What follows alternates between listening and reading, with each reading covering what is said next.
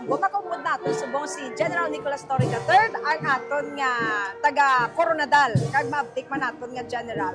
Good morning sa imo, General.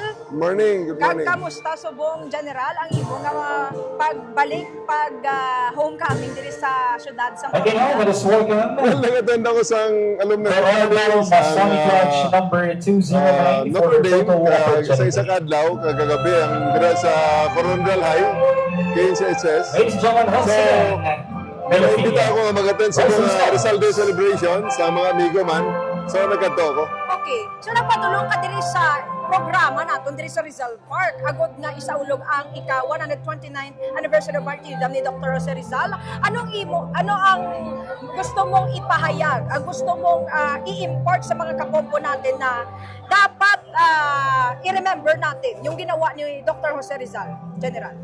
Today, more than ever, we need to revisit the lessons and teachings made by Dr. Jose Rizal, most especially on patriotism, pagmamahal sa bansa, pakikipagkapwa-tao, and most especially that sense of community.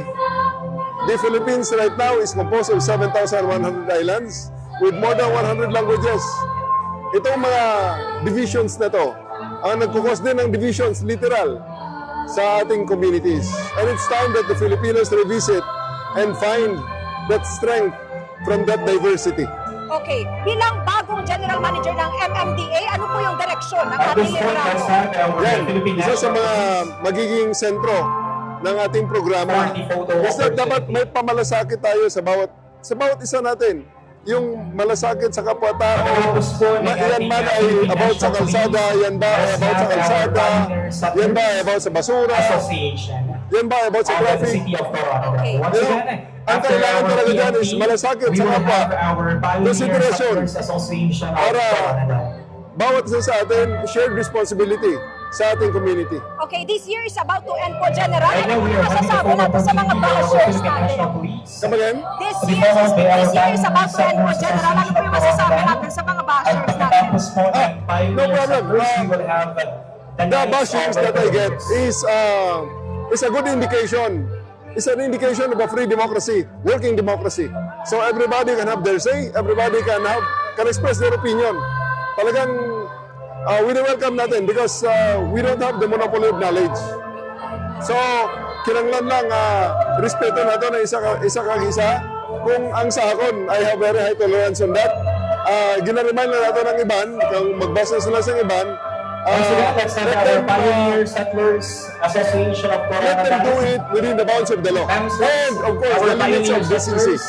Mga karagdagang mga panawagan po natin That's kung an hour paano photo maliligtas opportunity. po ang selebasyon ng bagong taon. Pagkatapos po ng ating Pioneer Mga Settlers, we will have the Knights of para Columbus. ma-celebrate po natin yung bagong taon na matiwasay.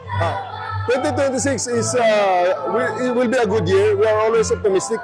Ginatanaw natin nga may paglaom nga mag-imbahay having a photo opportunity. Kada reminder lang sa atin nga sa ating New Year celebration, safety. Members of the Safety against physical Pioneer injuries, Settlers Association. safety against sa sunog, safety Once again, against sa mga pagkatapos po ng ating disgrasya. Pioneer Settlers, we will have our Mag-inom, Knights of Columbus. magdala sa driver. Pagkatapos po ng Kung ating magamit Knights sa of mga Columbus, papunok, please prepare hindi for mo our sa legal na lugar para biharas ang safety measures kag hindi makakos ang damage sa aton nga mga neighborhood, especially sunog. Iwasan gid nato nila. Okay. Salamat.